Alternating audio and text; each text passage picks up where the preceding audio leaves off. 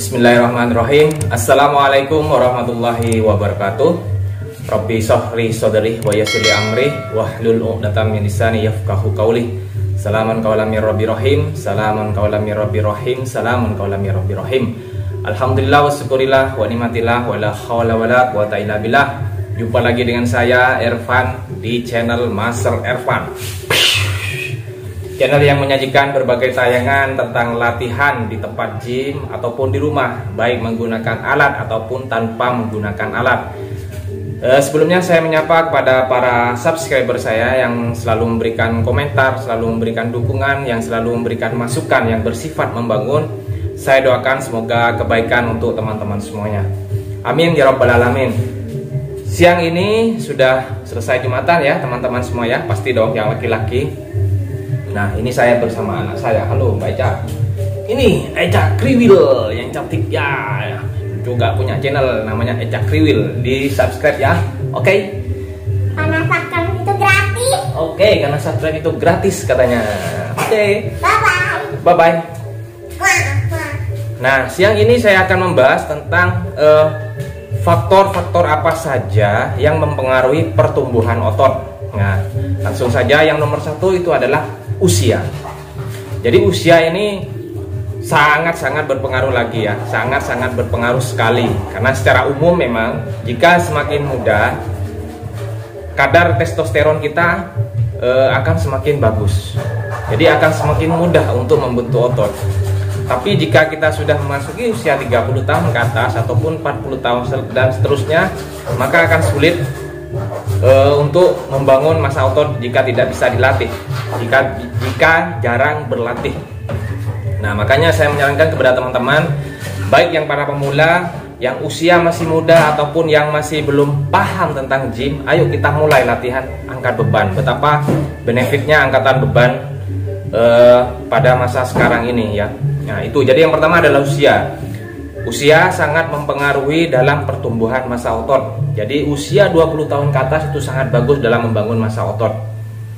Tetapi jika sudah memasuki usia 30 tahun ke atas, maka kita akan mengalami yang namanya penyusutan massa otot atau sarkopenia. Nah, itu yang pertama usia. Kemudian yang nomor dua adalah pengalaman berlatih. Nah, jadi teman-teman semakin sering berlatih, makanya akan semakin sulit untuk membangun otot. Kenapa? Karena otot itu sudah terbentuk, sudah terstruktur, sudah. Jadi terus bagaimana caranya? Ya harus teman-teman yang diperhatikan adalah mengubah strategi latihan. Misalkan menambah beban, misalkan menambah repetisi ataupun menambah gerakan-gerakan variasi lainnya. Jadi itu adalah untuk memberikan stimulasi atau memberikan rangsangan agar otot itu bisa bertumbuh. Nah, itu jadi adalah yang nomor satu. Kemudian apa namanya? Usia, pengalaman berlatih, dan yang nomor tiga adalah diet. Nah, diet ini sama seperti rutinitas latihan, yaitu untuk memberikan keseimbangan protein, nutrisi asupan dalam kebermanfaatan membentuk massa otot. Jadi jika teman-teman sudah diet tapi salah, itu perlu dievaluasi lagi, karena diet itu sendiri harus memenuhi kriteria tidak lemas, tidak bikin lapar, tidak bikin bosan, kemudian tidak bikin ngantuk dan sembarang. Jadi tetap membuat metabolisme tubuh akan bagus. Nah, itu memenuhi kriteria diet ya. Faktor-faktor yang mempengaruhi pertumbuhan otot itu adalah yang paling menurut saya yang paling dominan ini adalah faktor genetik. Jadi faktor genetika. Jadi kalau misalkan sudah punya faktor genetik yang bagus, yang baik, tentunya membangun massa otot jika diimbangi dengan pola tidur ataupun pola protein yang bagus, maka akan semakin bagus, maka semakin optimal pertumbuhan massa ototnya. Tetapi jika masih faktor genetiknya tidak mendukung, artinya kurang bagus, maka harus 2 kali ekstra ya untuk meraih hasil yang diharapkan. Nah, kemudian tips bagaimana sih?